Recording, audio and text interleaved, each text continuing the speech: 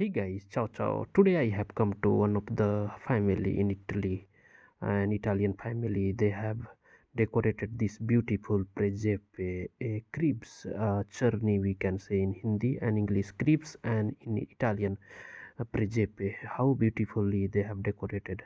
And this house is a very small one, but house is fully decorated with plants and so many plants, flowers. You can see this is a place where people come and sit, and this is a beautiful place where people sit together and chat. My goodness, can't imagine how Italian people they decorate inside the house, plants. And she was telling that big tree is 52 years old.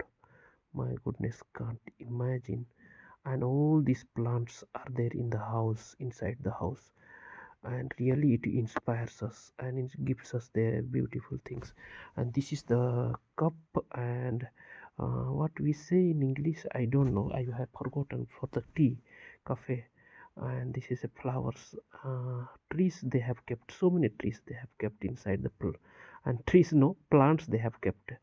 So it looks a beautiful, and really like to come and visit with them and be with them. And this is the riscaldamento. It gives it is a fire because it is a cold season, so it is very important to keep in the house so that it can be give the warmness. And this is Natale, Christmas, how the beautiful houses they make, and really it is a enjoyment. So friend, I would like to show that Italian people are very decorative people, and they decorate everywhere whatever they have in their house.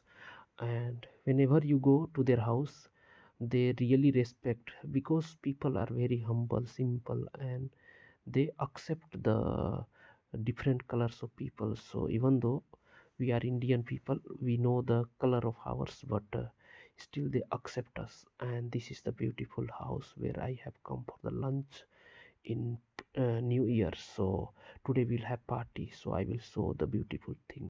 Guys, I am on the table of Italian family, so now we are going to have the lunch.